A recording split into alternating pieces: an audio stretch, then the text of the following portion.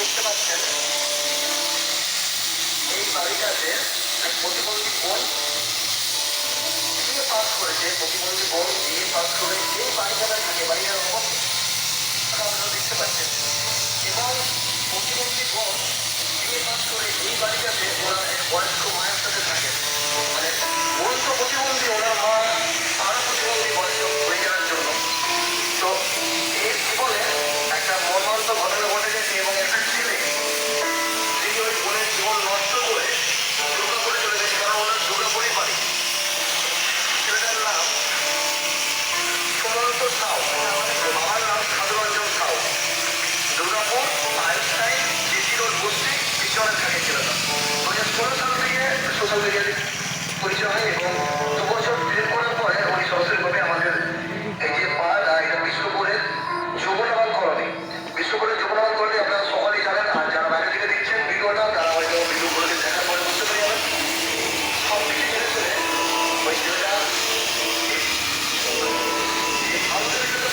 সবাই বিয়ে করে, প্রতিবন্ধী মেয়েদেরকে নিয়ে বিয়ে করে। আমি নিজের ছেলে এবং প্রতিবন্ধী মেয়েকে আমি উদ্ধার করতে গেলে সেই অনুযায়ী ভালোভাবে কথা বলে পাড়া প্রতিবেশীর মাধ্যমে ওই কিন্তু বিয়ে করে। বিয়ে করার পরে বছর পরে একটা বাচ্চা হয়, একটা ছেলে জন্ম নেয়। এবং তারপরে বাচ্চারা যখন বয়স হয় হঠাৎ করে ওই ছেলেটা কিন্তু কোথাও হয়ে যায়। কোথাও হয়ে কোথায় গিয়ে দুর্গাপুরে ওনাকে নিজেদের বাড়িতে থাকে, ওনাকে ফোন করলে ফোনও করে, কিন্তু ব্যাগে উনি কিন্তু উল্টো কথা বলে যে না আমাকে জোর করে বিয়ে হয়েছে, আমাকে ফাঁসানো হয়েছে। এনারা এখন যে অবস্থাটা হয়েছে, এনারা বলতে চাইছে যে বিয়ে যদি না করতো, সত্যি বোন যদি বিয়ে না করতো তাকে বাচ্চাটা হতো না। আর বাচ্চাটা হওয়ার জন্য উনি বাইরে যেতে পারছেন, চেষ্টা করতে পারছেন না। ওনার মা আছে, ওনার মা পুরোপুরি মতো অসুস্থ হয়ে গেছে।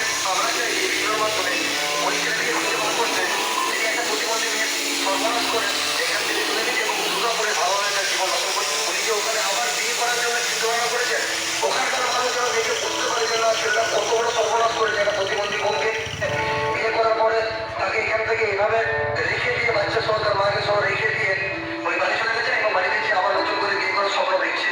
ছেলেটা পাড়া প্রতিবেশী বা ছেলেটা যেখানে কাজ করে সেখানকার মানুষ যদি ভিডিওটা দেখে তাহলে সত্যিটা বলবে যে ছেলেটা একটা প্রতিবন্ধী মেয়েকে বিয়ে করার পরে কিভাবে এখানে ছেড়ে দিয়ে চলে গেছে। তাদের বাড়ির অবস্থা এবং এই বাড়ির মধ্যেই তারা কষ্ট করে থাকে এবং কিভাবে যে জীবন কাটায় সেটাও আপনাদেরকে একটু দেখাবো।